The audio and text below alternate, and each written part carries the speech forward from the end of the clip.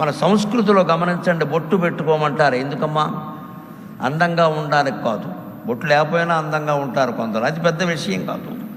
ఎర్ర బొట్టే పెట్టుకోమంటారు. నల్ల బొట్టు, తెల్ల బొట్లు మీ ఇష్టం వచ్చినవి పెట్టకూడదు.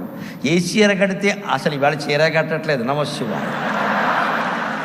ఏ రంగు బట్టలు కడితే ఆ రంగు బట్టలు పెట్టడం పగటి వేషాల వాళ్ళు చేసే పనులు చేయకూడదు. అలాగా నువ్వు ఏ వస్త్రం ధరించినా, ఆడవాళ్ళు కాదండి మగవాళ్ళు కూడా బొట్టే పెట్టుకోవాలి, అనుమానం వెళ్ళా. నేను ఇంకో మాట కూడా సతంతువు వితంతువు భేదమేం లేదండి. వితంతువులందరూ హాయిగా బొట్టు పెట్టుకొచ్చమ్మా. బొట్టుకి మొగుడికి ఏమీ సంబంధం లేదు అసలు. పెళ్ళి కాకముందు కూడా అమ్మాయికి బొట్టు ఉందండి, పెళ్ళి కాకముందు కూడా బొట్టు ఉంది. మరి ఇంకేంటి? బొట్టు ఆయన ఏం పెట్టలేదు. ఇక్కడ ఆయన మంగళసూత్రం కట్టాడు. కావాలంటే ఉంచండి, లేకపోతే అమ్మాయిని గొడవలేదు, 3 లక్షలు వస్తాయి. తులం 1,30,000 ఊరికే వచ్చింది ఏంటది?